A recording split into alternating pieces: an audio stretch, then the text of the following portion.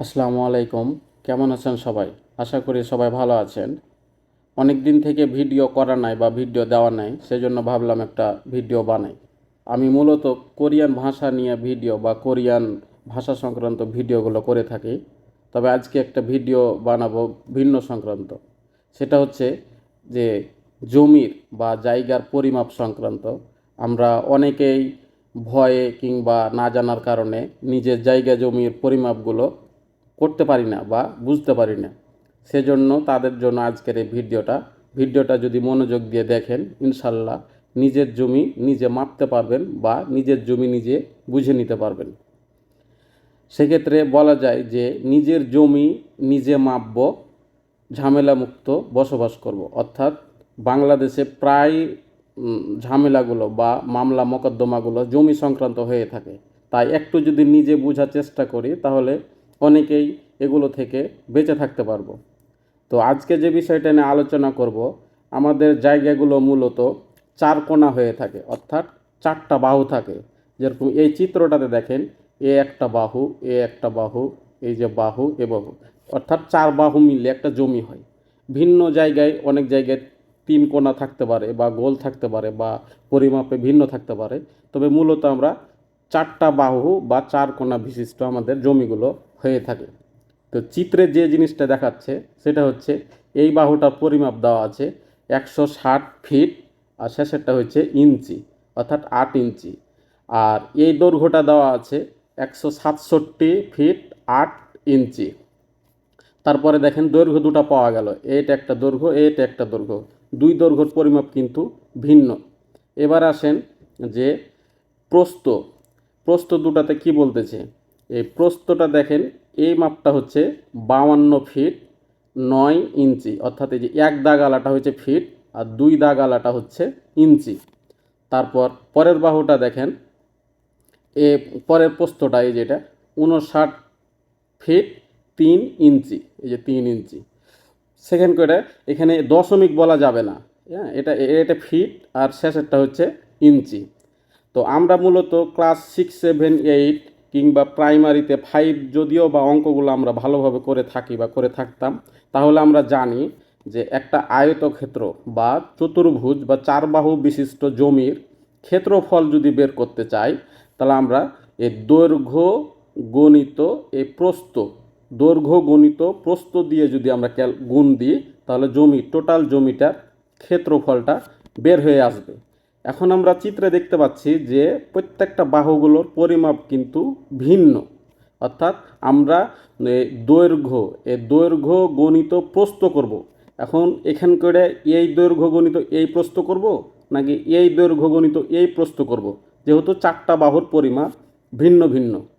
সেক্ষেত্রে চারটা বাহুর যদি পরিমাপ ভিন্ন ভিন্ন হয়, সেক্ষেত্রে আমাদের হিসাবের দিকে গিয়ে দেখতে হবে যে এই দৈর্ঘ্য, প্রথম দৈর্ঘ্য যোগ দ্বিতীয় দৈর্ঘ্য, অর্থাৎ এই দুটাকে যোগ করব। যোগ করার পরে যোগফলটাকে 2 দিয়ে ভাগ দিব। 2 দিয়ে ভাগ দিলে একটা বাহু আসবে, নির্দিষ্ট একটা বাহু আসবে। আবার প্রস্থ, এ একটা প্রস্থ যোগ এ একটা প্রস্থ, এ মাপ দুটাকে যোগ দিব। যোগ দেওয়ার পরে যোগফলটাকে আবার 2 দিয়ে ভাগ দিব, তাহলে একটা প্রস্থ আসবে। এই অঙ্কটাতে বা এই জমির এই জায়গাটাতে সেটাই করা আছে। এটা একটু খেয়াল করলে বুঝতে পারবেন যে এই যে হিসাবটাতে দেখেন নিচে কিভাবে দেওয়া আছে। এ হচ্ছে যে দৈর্ঘ্য, এই ক্ষেত্রফল যদি আমরা বের করি, তাহলে বলছে যে দৈর্ঘ্যগুলোর সমষ্টি অর্থাৎ যোগফল, আর দৈর্ঘ্যের সংখ্যা হয়েছে দুটা।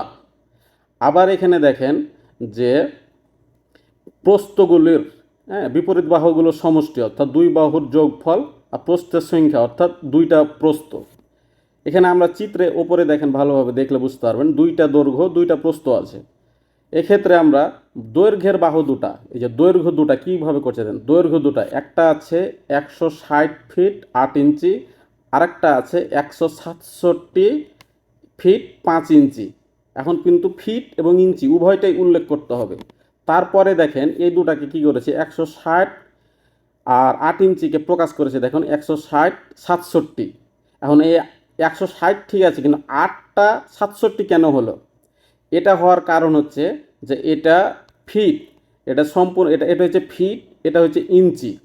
এই ইঞ্চিকে যেহেতু ইঞ্চি ক্যালকুলেটারে ইঞ্চি উল্লেখ করা যায় না, ক্যালকুলেটারে যেহেতু দশমিকে প্রকাশ করতে হবে, এর জন্য এখান করে যে এ দশমিকের ঘর, দশমিকের পরে যদি 100 হয়, ভাগ হচ্ছে 12 দিয়ে, মানে ইঞ্চি দিয়ে ভাগ দেব। তাহলে প্রত্যেকটা ইঞ্চির জন্য আপনার 8.33 আসবে। অর্থাৎ প্রত্যেকটা ইঞ্চির জন্য 8.33। এর জন্য এখানে 8 ইঞ্চি যেহেতু বলছে, তাহলে 8 গণিত 8.33, তাহলে গুণ করলে যেটা আসবে 66.66 আসবে। 66.66 আসবে। সেক্ষেত্রে এখানে করে সরাসরি 67 লিখছে, অর্থাৎ এখানে ফিট এবং ইঞ্চি আলাদা বলছি। সেক্ষেত্রে এখান করে যদি আমরা এই ইঞ্চিটাকে যদি ফিটে নিয়ে আসি, তাহলে 160.67 ফিট, সম্পূর্ণটাই ফিটে পরিণত হলো। এটাই হচ্ছে পার্থক্য। আবার দেখেন 167.5, সেখান করে আপনার 167.42 আসছে। অর্থাৎ এই ইঞ্চিটাকে, আপনার 5 ইঞ্চিটাকে 0.42 করলো, বা 4.2 যেভাবে বলি না কেন, এই 5 ইঞ্চিটাকে দশমিকে প্রকাশ করতে গিয়ে প্রত্যেকটা ইঞ্চির জন্য 8.33 দিয়ে গুণ দিব, তাহলে আমরা হিসাবটা পেয়ে যাব। অর্থাৎ এই 160 ফিট 8 ইঞ্চি যে জিনিস, 160 ফিট 67 একই জিনিস, 167 ফিট 5 ইঞ্চি যে জিনিস, 167.42 ওই একই জিনিস। তাহলে আমরা দুইটা দশমিকে, এটা অর্থাৎ ফিট এবং ইঞ্চিতে ছিল, এটা দশমিকে নিয়ে আসলাম। তারপরে দেখেন প্রস্থ দুটা যে 52 ফিট 9 ইঞ্চিকে 52.75 করছে, আবার 59 ফিট 3 ইঞ্চিকে 59.25 করছে। অর্থাৎ এই যে ইঞ্চির যে ঘরটা পার্থক্য আসছে, সেটা দশমিকের জন্য। তাহলে আমরা দুইটা বাহু পেয়ে গেলাম।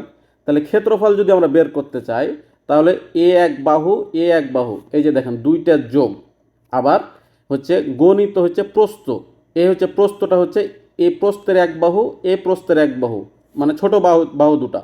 তাহলে এই দুটা হচ্ছে যোগ করতে হবে, অর্থাৎ দুইটার যোগ করে আসছে 328.09, আর এই দুটা যোগ করে আসছে 112।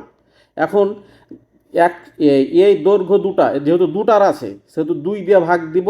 প্রস্থ দুইটার বাহু আছে, সেহেতু 2 দিয়ে ভাগ দিব।